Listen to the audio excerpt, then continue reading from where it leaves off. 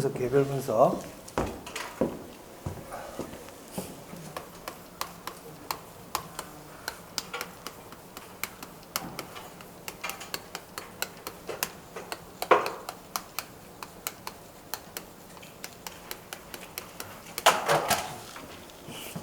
지역 분석, 개별 분석도 우리 감정평가에서 시험에 자주 나오는 부분 중에 하나예요. 지역 분석, 개별 분석이. 자.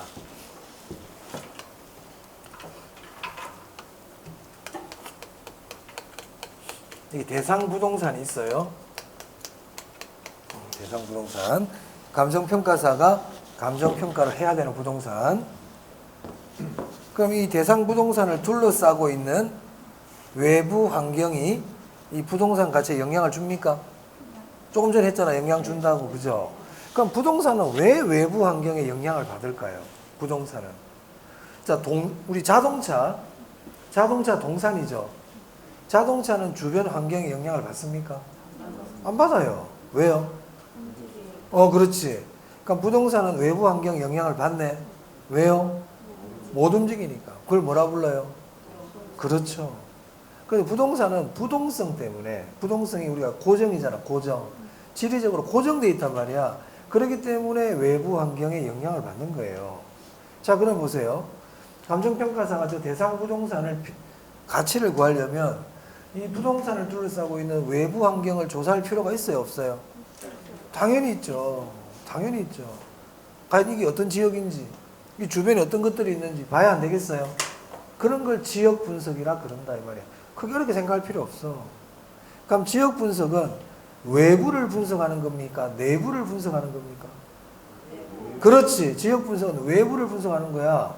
정리하고 들어가는 거야, 이제. 어렵게 자꾸 우리가 그러니까 자꾸 외우는 것보다도 기본적인 거 내가 생각을 해보고 들어가야 된다고요. 그럼 개별 분석은 뭘까?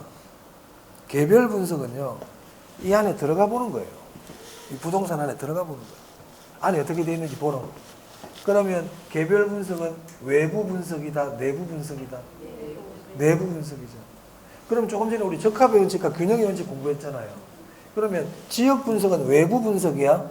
그럼 지역 분석은 적합의 원칙과 관계 있을까요? 균형의 원칙과 관계 있을까요? 그렇죠. 외울 게 아니에요. 그래서 우리가 지역 분석을 한다는 얘기는 이 부동산을 둘러싸고 있는 외부 환경이 이 부동산하고 적합하냐, 이걸 보는 게 지역 분석이다 이 말이에요. 그죠? 그러면 개별 분석은 무슨 원칙과 관계 있겠어요? 균형의 원칙이죠. 과연 내부가 균형이 맞나 이 말이에요. 무슨 말인지 아시겠죠? 그런 걸 공부한다 이 말입니다.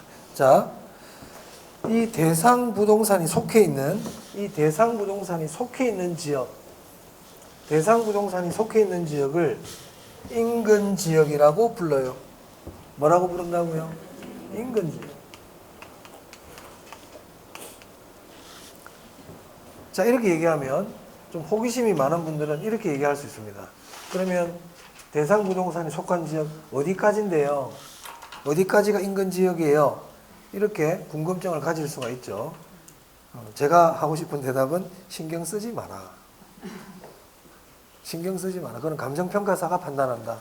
우리의 판단 영역이 아니다. 우리는 그냥 대상 부동산이 속해 있는 지역을 뭐라고 부른다? 인근 지역이라고 부르는 거예요. 아시겠죠? 어디까지인지는 알 필요가 없어요. 그런 걸 궁금해하지 말라고. 궁금해하는 건 좋은데 하지 마라. 하지 마라. 자, 그러면 이 대상 부동산에 속한 지역이 인근 지역인데, 자, 인근 지역을 제가 그냥 편의상 이 지역이 상업지역이라고 해보겠습니다. 상업지역이에요. 그러면 인근 지역 안에 이 부동산만 있는 게 아닐 거 아니에요. 자, 우리 학원 건물을 감정평가해라. 그럼 우리 학원 건물이 대상 부동산이 돼버리는 거야? 그러면 우리 학원 건물이 속해 있는 지역, 이 지역을 우리는 뭐라고 부른다? 인근 지역이라고 부른단 말이야. 그럼 이게 어디까지인지는 감정평가사가 판단할 문제라고요. 반경 500m, 600m 이렇게 정하는 게 아니라고요. 무슨 말 알겠어요? 그건 지역에 따라 달라질 수 있거든. 만약 법으로 반경 1km가 인근 지역이다 이렇게 정해버리면 울산은 적용이 될지 모르겠지만 저 시골 마을에 갔을 때는 1km 인근 지역 봤더니 이게 또 아닐 수가 있거든. 맞습니까? 그러니까 인근 지역이 어디까지인지는 감정평가사에 숙련된 자기 경험으로 정하는 거예요. 그러면 보세요. 인근 지역 안에 이 대상 부동산만 있는 게 아니고 다른 건물들도 있어요, 없어요? 우리 주변에 다른 건물들 많이 보이잖아. 그지? 그럼 얘들은 같은 인근 지역에 있기 때문에 지역 요인을 공유한다 이렇게 얘기해요. 지역적인 요인을 같이 공유하고 있다고요. 시청도 가깝고. 맞습니까? 이런 요인을 공유하고 있다 이 말이야. 자, 그래서 우리 책에 106페이지입니다. 자, 거기 보면 인근 지역이라고 나오죠. 보이세요? 그 네모, 인근 지역 네모해야 돼. 시험에 잘 내. 자, 인근 지역 제가 한번 읽어볼게요. 감정평가의 줄치입니다. 대상이 되는 부동산이 속한 지역 줄치입니다. 감정평가의 대상이 되는 부동산이 속한 지역, 이걸 우리가 줄여서 대상 부동산이 속한 지역 이렇게 얘기한단 말이에요. 대상 동그라미. 거기 다른 글자 들어가면 안 돼. 그리고 그 밑에 보니까 가치 형성 요인 중 지역 요인을 공유한다고 되어 있나요? 지역 요인을 공유하는 지역 밑줄. 그리고 지역 요인을 괄호를 딱 하세요. 별표. 거기 다른 글자 들어가요. 개별 요인을 공유한다 그러면 안 돼. 일반 요인을 공유한다 그러면 안 돼. 무슨 요인을 공유한다? 그렇죠. 기억할 때 인근 지역, 지역 요인 공유 이렇게 해야 돼. 인근 지역, 지역 요인 공유. 시험에 잘 낸다? 잘 냅니다. 잘 냅니다. 그럼 인근 지역 봤어요? 인근 지역 봤다고. 자, 그리고 옆에 어떤 지역이 있는데요. 이 지역은요, 꼭 안 가까워도 돼요. 멀어도 돼. 거리를 가지고 하는 게 아닌데, 이 지역은 인근 지역하고 너무 비슷한 지역이야. 인근 지역하고 지역적 특성이 너무 비슷해. 너무 비슷해. 그런 지역을 유사지역이라 그래요. 유사지역이 뭔데요? 인근 지역과 유사한 지역이요. 이렇게 하면 됩니다. 인근 지역과 유사한 지역. 그러면 유사지역에는 대상 부동산이 있을까요?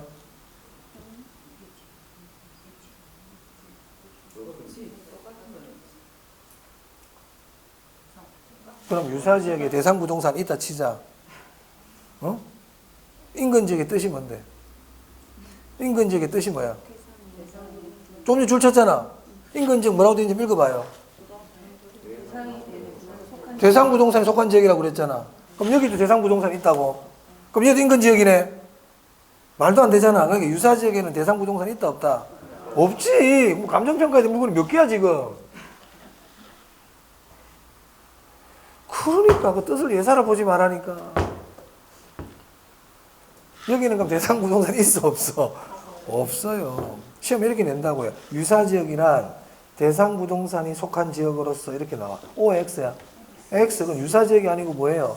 인근 지역이에요. 그 시험에 내는 패턴을 봐야 돼요. 그러니까 속하지 아니하는 걸 외우지 말고 대상 부동산에 속한 지역을 뭐라고 부른다? 인근 지역, 유사지역 인근 지역. 그걸 기억하라고. 대상 부동산에 속한 지역이 뭐라고요? 그래, 그거를 기억하라고. 뭐 다 외우려고 그러노.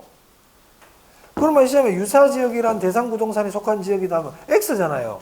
대상 부동산에 속한 지역은 무슨 지역이다? 인근 지역이다. 인근 지역. 그렇지. 그러면 유사지역도 당연히 상업지역이겠죠? 인근 지역하고 지역적 특성이 거의 비슷하다 그랬으니까. 이게 상업지역이란 말이에요. 그러면요, 감정평가사는 이 지역도 조사할까요? 그 얘기를 하려고 그래. 이 지역도 조사할 필요가 있다는 거예요. 왜냐하면 여기에 있는 부동산들도 여기 같이 영향을 줘요. 내가 옥동에 있는 아파트 가격을 조사하고 싶지만 신정동 그 근처에 있는 신정동 아파트 가격도 조사할 필요가 있다는 얘기죠. 영향을 주고받는단 말이야. 왜? 지역 특성이 비슷하기 때문에. 무슨 말 알겠습니까?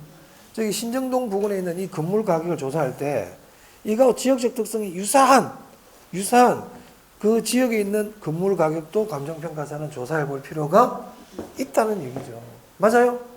다 조사하잖아요. 여기 조사할 필요가 있다고요. 자, 그리고 자, 이 지역은요. 지금은 주거지역이야. 주거지역인데 곧 상업지역으로 용도가 바뀔 거예요. 지금 용도 전환 중에 있어요. 용도가 바뀌고 있다고. 이런 토지를 우리 나중에 이제 배울 텐데요. 이건 이행지라 그래요. 저는 용도가 전환 중에 있다고. 그럼 그것도 얘가 뭐가 될 거야? 상업지역 될 거예요. 얘들처럼. 그럼 여기 있는 부동산도 이 부동산 가치에 영향을 줄 수가 있는 거예요. 한마디로 이 지역들은 이 대상 부동산하고 비슷한 부동산들이 있을 수 있는 지역이죠. 맞아요? 그런 지역이란 말이에요. 이런 지역들을 모두 합쳐서 우리가 뭐라고 부르냐면 이걸 다 합쳐가지고 동일 수거권이라 불러요.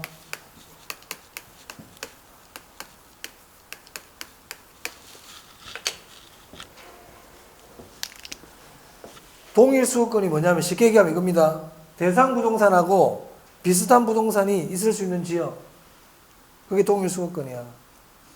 그게 딱 쉽게 얘기하면 그런 뜻이야. 그럼 이거를 복잡하게 얘기하면 이렇게 얘기하거든요. 대상 부동산 가치 형성에 영향을 주고 대상 부동산과 상호 경쟁 관계, 대체 관계에 있는 부동산이 존재할 수 있는 권역 이렇게 얘기해요. 경쟁 대체가 뭐야?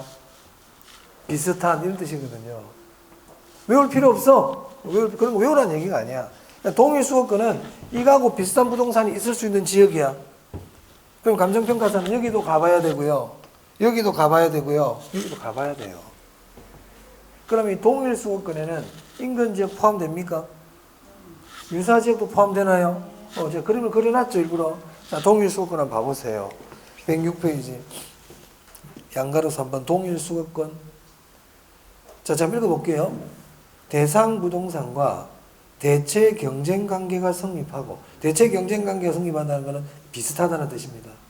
삼양라면, 신라면 경쟁 관계지. 비슷하잖아. 성립하고, 가치 형성에 서로 영향을 미치는 관계에 있는 다른 부동산이 존재하는 거냐. 한마디로 대상 부동산하고 비슷한 부동산이 있는 지역 이 뜻이에요. 그 뒤에가 중요해요.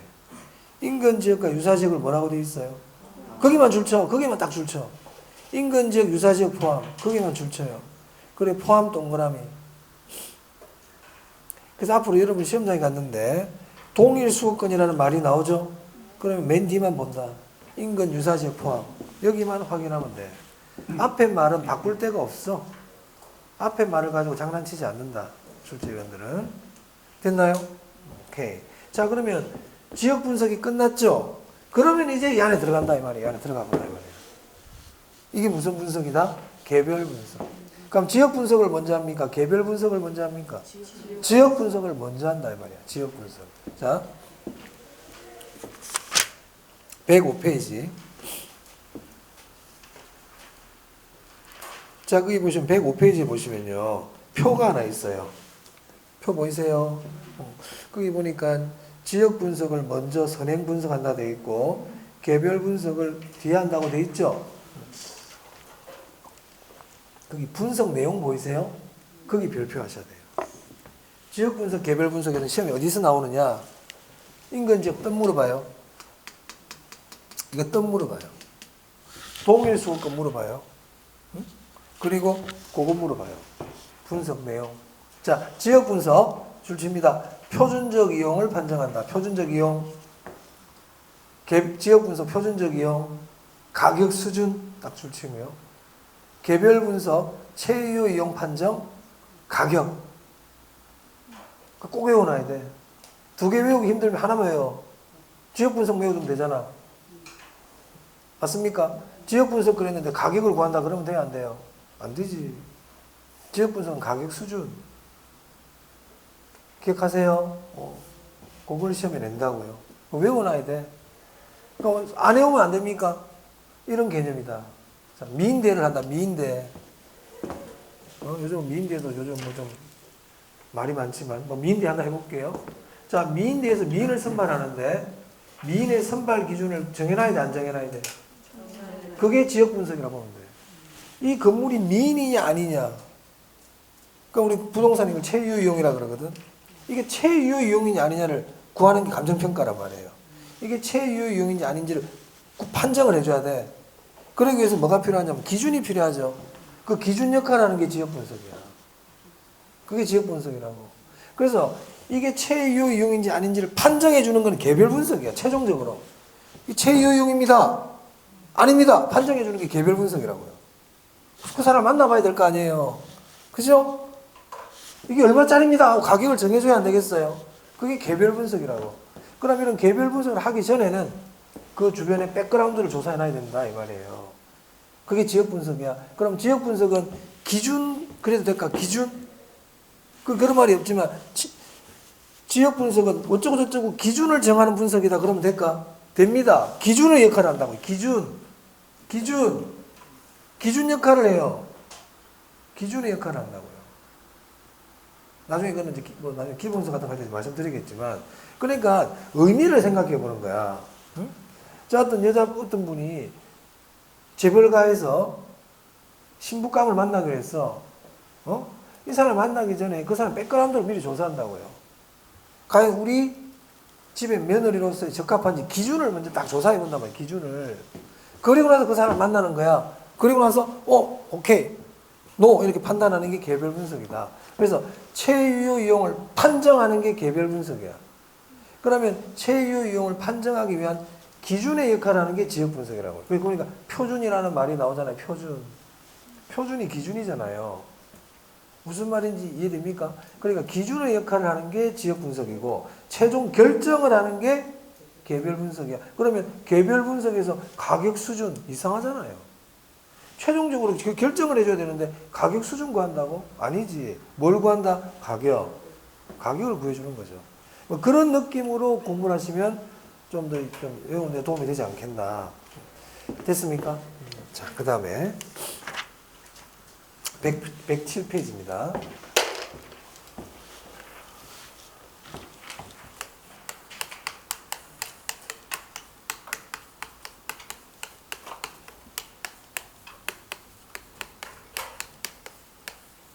감정평가의 3방식입니다. 지금까지 했던 게 감정평가 기초고요. 기초고 지금부터는 감정평가 3방식 할 거예요. 이 3방식에서는 3문제에서 4문제 나와. 그럼 여러분 감정평가 3방식이 뭘까요? 감정평가 3방식은 감정평가를 하는 3가지 방식이란 뜻이겠죠? 그럼 우리가 감정평가라는 게 뭐냐면은 물건의 가치를 구하는 거예요. 물건의 가치를 구해가지고 이게 얼마짜리입니다 하고 표시해 주는 게 감정평가거든요. 자, 그러면 이 교탁을 감정평가 해보자. 이 교탁을. 그럼 이 교탁이 얼마짜리일까? 이 가치를 한번 구해보자. 이 구하는 방식이 3개 있다고요. 3개. 첫 번째는 이거 만드는 데 들어가는 원가를 생각해 보는 거야. 원가. 이거 만드는 데 얼마의 비용이 들어갔을까? 비용 관점에서 접근하는 게 원가 방식이에요.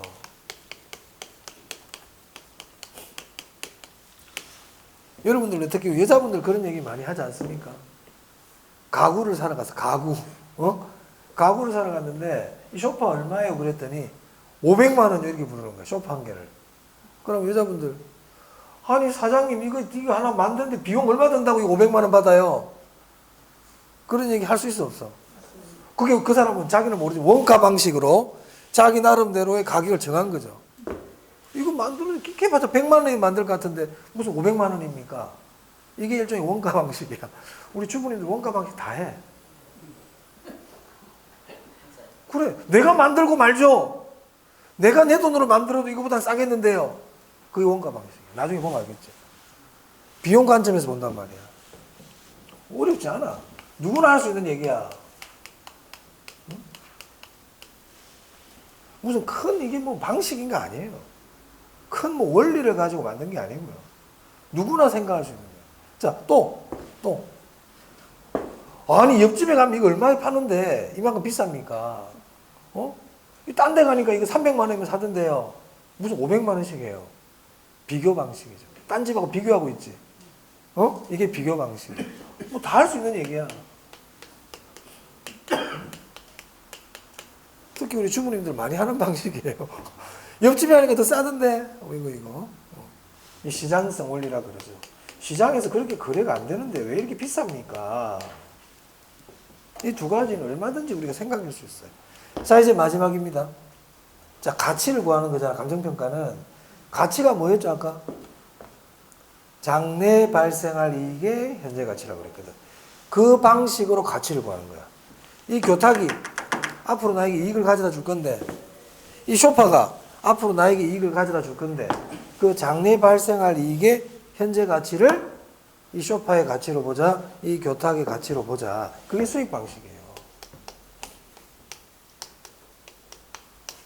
이게 수익성의 원리죠. 그래서 우리가 가치를 구할 때는요, 비용성, 시장성, 수익성의 원리로 가지고 구하는 거예요. 원가 방식, 비교 방식, 수익 방식. 이 세 가지를 3방식이라고 부릅니다. 원가 방식, 비교 방식, 수익 방식. 됐나요? 그럼 이제 이 세 가지 방식을 가지고 물건의 가격을 구해보자 이 말이에요. 자, 그런데 우리 부동산은 가격도 있지만 임대료도 있거든. 맞아요? 제가 전에 영속성 할 때 부동산은 임대차 시장이 발달한다 그랬잖아.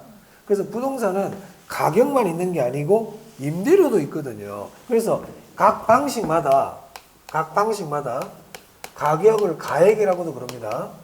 가액을 구하는 방법이 있고 임대료를 구하는 방법이 있다 이 말이에요. 각 방식마다.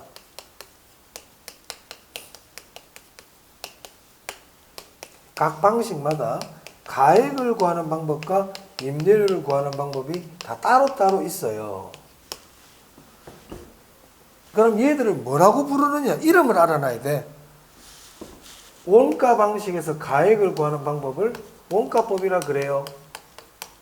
원가법. 임대료 구하는 방법, 적산법. 비교 방식에서 가액 구하는 방법, 거래 사례 비교법.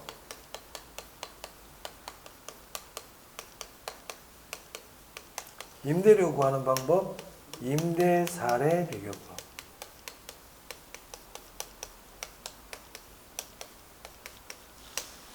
수익 방식에서 가액 구하는 방법, 수익 환원법.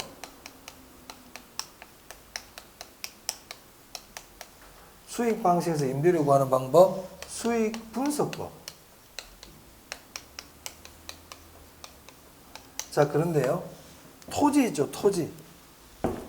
토지 가액 구하는 방법은 별도로 이름을 하나 정해줘요. 공시지가 기준법이라고 그럽니다.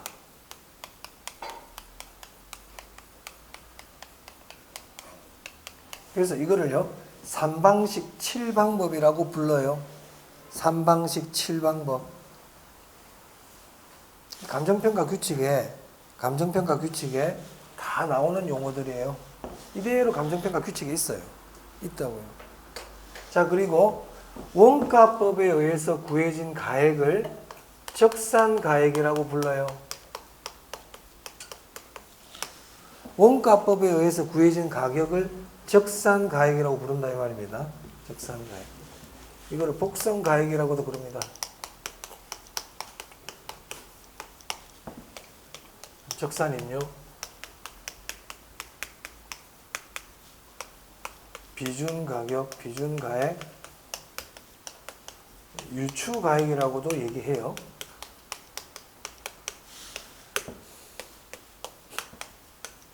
비준입요. 수익가액, 수익임요. 자, 여기서 이 공시지가 기준법 있죠. 공시지가 기준법은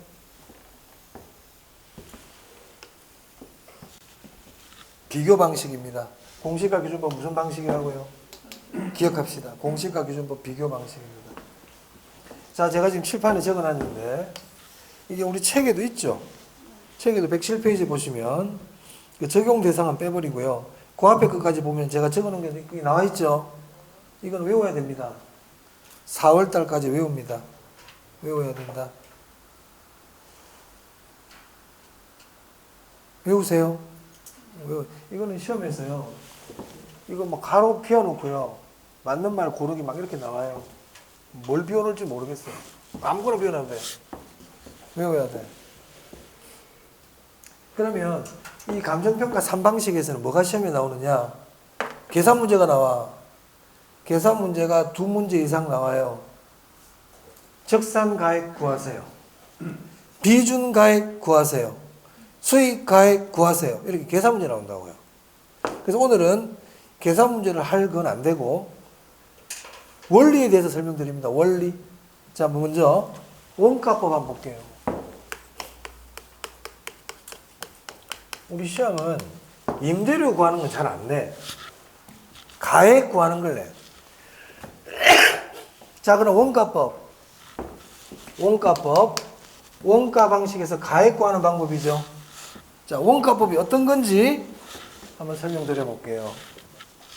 원가법, 올해 적산가액 구하기 나올 때가 됐습니다. 원가법. 자.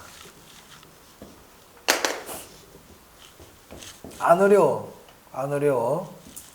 제가 쉽게 설명해요. 자, 여기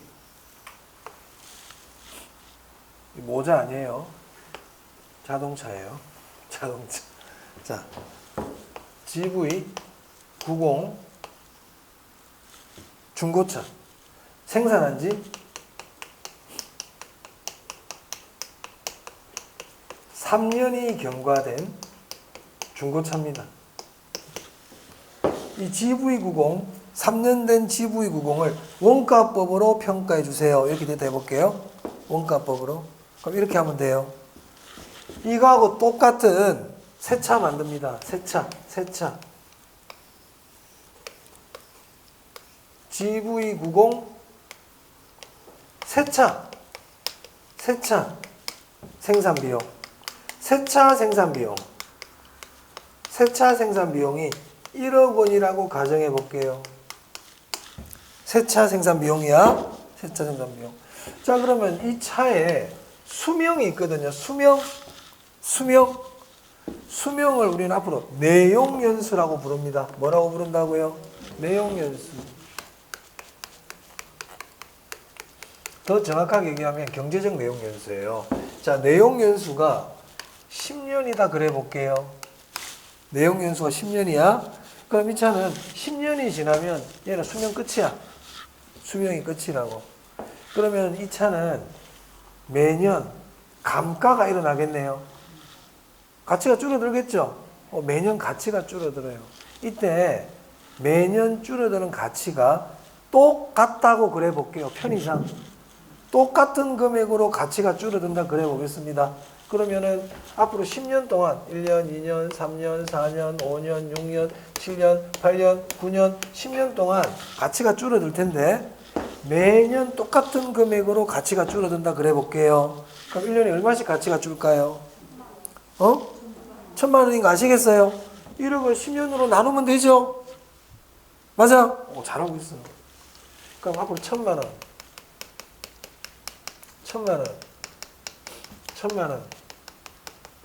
1,000만 원. 이렇게 가치가 줄어들 거예요. 맞아요? 근데 이 차 지금 만든 지 몇 년 됐다고? 3년 됐단 말이에요. 3년 지난 차라고, 이 차가 지금. 3년 지난 차라고요. 그럼 지금까지 총 감가액이 얼마가 감가가 됐어요? 3,000만 원 날라가 버렸지? 그럼 이 차 얼만데? 그래, 이게 원가법이다. 3,000만 원 날라가 버렸으니까 지금 3년 된 차니까 이 차는 얼마짜리다?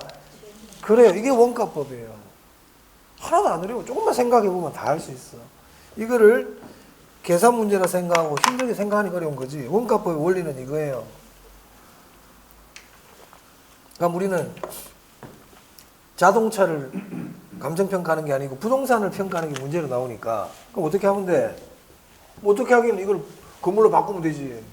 건물로 바꾸면 되지 뭐. 자, 건물이 있어. 건물. 대상부동산.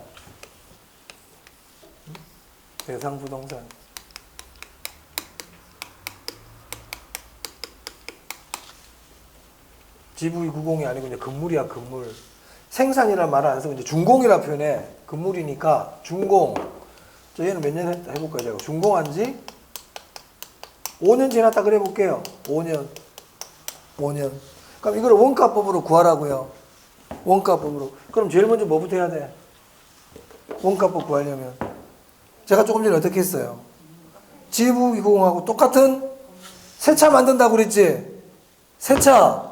그럼 얘는 새 건물을 만든다고 가정한다고요. 새 건물을 만들자.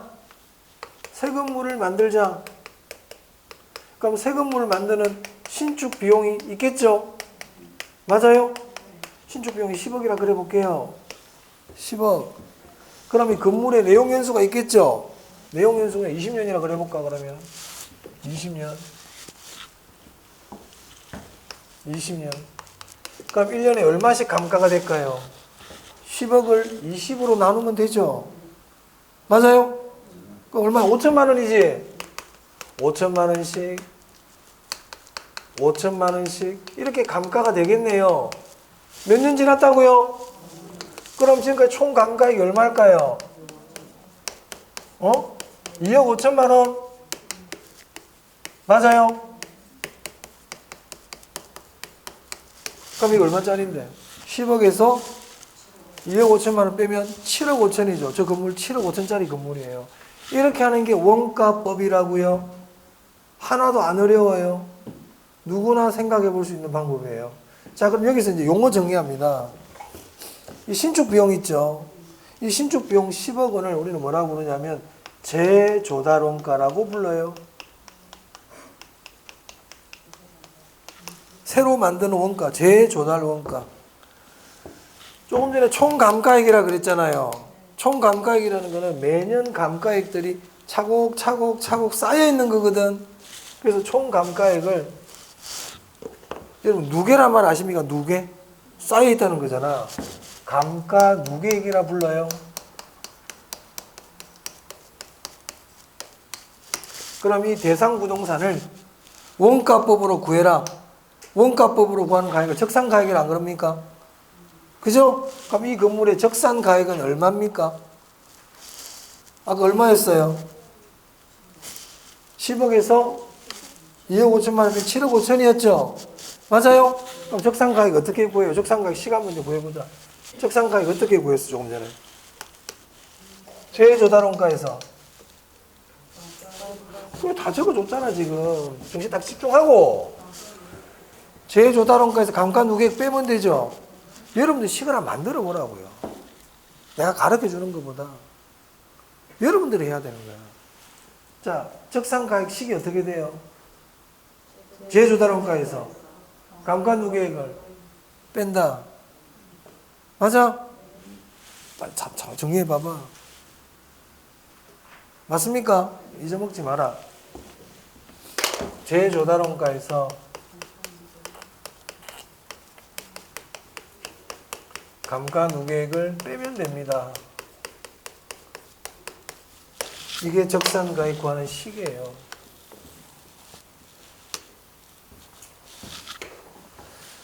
그럼 만약에 시험 계산 문제에서요, 적산가액을 구하세요 이렇게 나오지? 그럼 우리는 빨리 뭐부터 구해야 돼? 재조달원가. 재조달원가를 구해야 돼. 재조달원가를 주는 경우도 있어 시험에서. 자료를 줘. 재조달원가는 10억입니다. 이렇게 가르쳐줘요. 그럼 우리 뭘 구하는 게 포인트야? 감가누계액을 구할 줄 알아야 돼. 그럼 감가누계액은 어떻게 구하면 돼요? 감가누계액 어떻게 구했어요? 일단 뭐부터 구해야 될까요?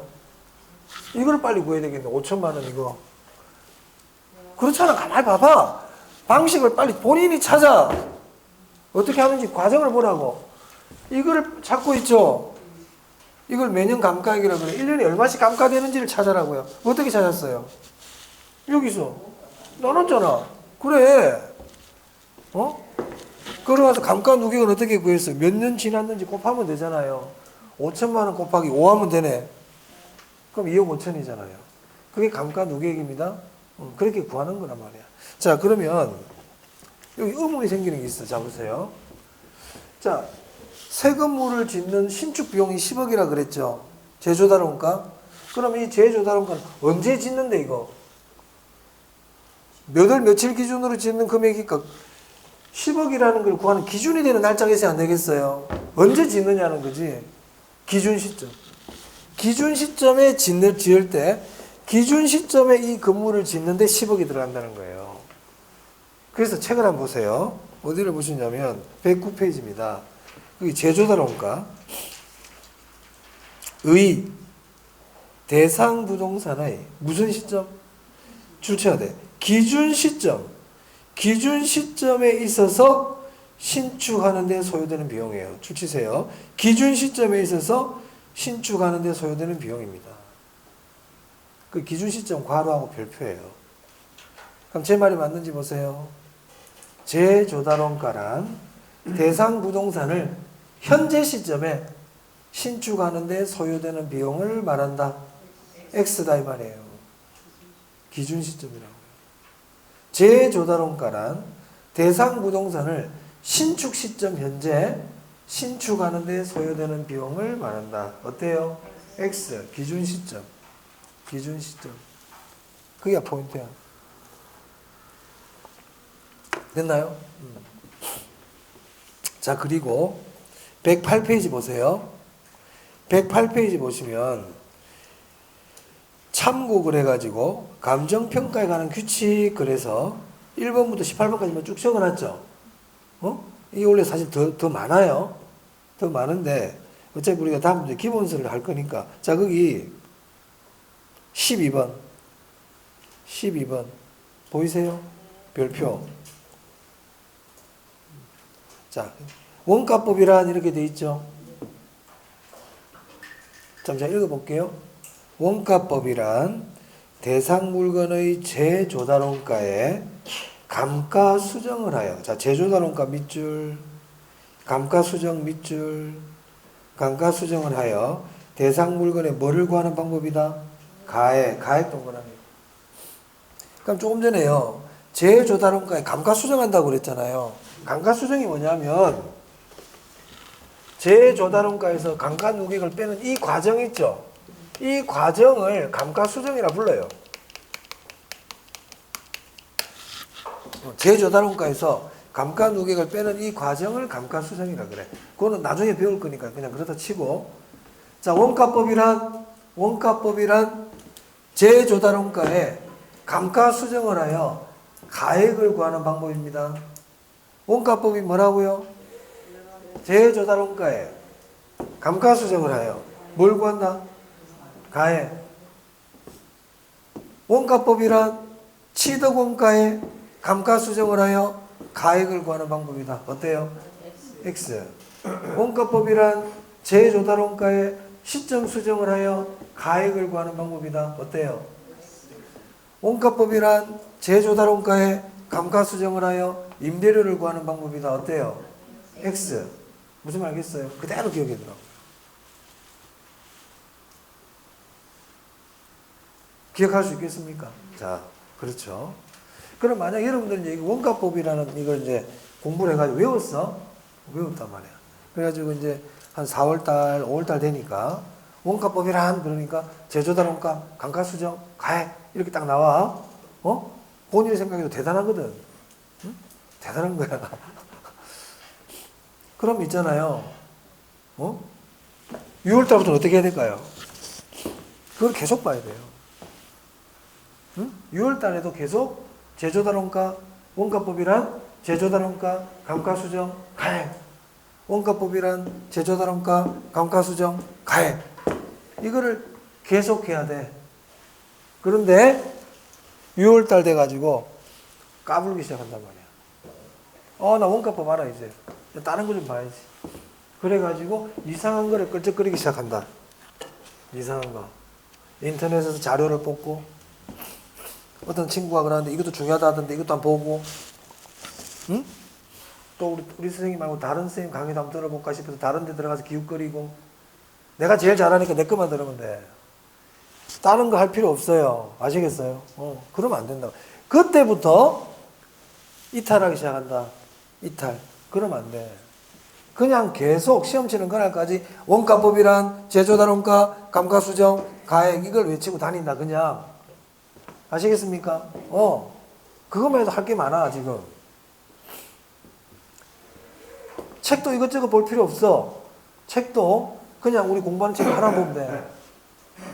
우리 공인중개사 시험은요, 책 5권 보는 시험이 아니고요, 한 권의 책을 5권 본다.